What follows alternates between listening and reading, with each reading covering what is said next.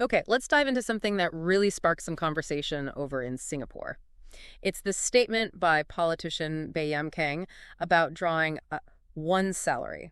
Hmm, sounds simple, maybe, but we've been looking through excerpts from a piece called Politician Pay versus Worker Wages in Singapore. And, well, it suggests there's quite a bit more to it. That's right. So this deep dive, what we're doing here is really unpacking what that source actually lays out.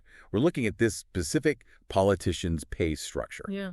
how it compares to what average workers earn, and what this whole thing might tell us about the bigger picture of fairness in pay in Singapore. Yeah, and the piece gets right into it, doesn't it? It looks straight at the numbers behind that one salary idea. So what did the source actually find about the official setup? Well, okay, according to the details in the source, ministers of state, they're basically senior political figures in Singapore, right? Yeah.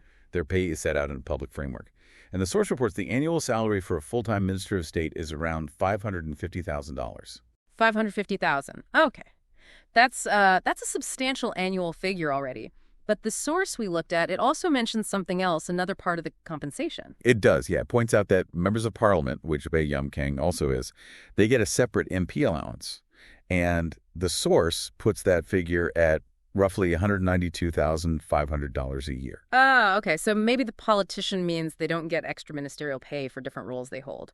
But the article's point seems to be the overall structure includes that big ministerial salary and this separate, pretty significant MP allowance. Add those up, and it's quite a total. Absolutely, and that's exactly where the source really hones in. It immediately puts this total compensation figure next to the reality for most Singaporeans. It uses Ministry of Manpower data, I believe, showing the 2023 median gross monthly income. Yeah. The point where half earn more, half earn less, was about $5,200. 5,200 a month versus, well, versus that much larger combined annual figure. That's a really stark difference. And the piece makes a connection here that I imagine many people listening might feel, so many folks are expected to juggle multiple roles at work, take on extra duties, work longer hours, often without seeing their own single, much smaller paycheck grow proportionally. Right. And this is where the source kind of pivots the argument. It says, look, the conversation isn't really about whether it's technically one salary or two or whatever. The core issue it raises is fairness. Does the pay, whether it's for a politician or an everyday worker, truly reflect the value and the demands of the job? And the article does acknowledge the usual arguments you hear for high political pay, right? Things like attracting the best people, preventing corruption, needing top minds for effective government, that sort of thing. Yes, it mentions those. Yeah.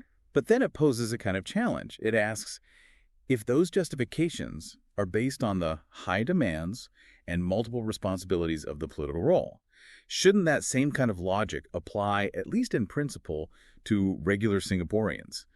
People who are also working incredibly hard, juggling tasks, often doing way more than their official job title suggests. That contrast, yeah, the way the source presents it really throws that fairness question into sharp relief.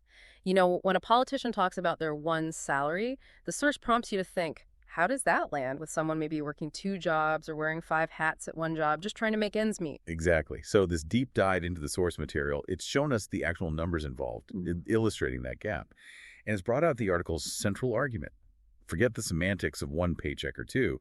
The real discussion is about fairness and how we value different kinds of work. Yeah, we've seen the perspectives it lays out, the case for high pay at the top versus the reality for workers also shouldering huge workloads, often without that kind of financial recognition. And this whole discussion really kicked off by that simple-sounding statement and then unpacked by this source. It leaves you, the listener, with a pretty big question to chew on, doesn't it? Is it maybe time for Singapore as a whole to kind of rethink how all work is valued? Should there be a more open, maybe more honest conversation about what's fair? Fair wages, fair workloads, fair expectations for everyone. From politicians right down to workers across all sectors, just something to think about.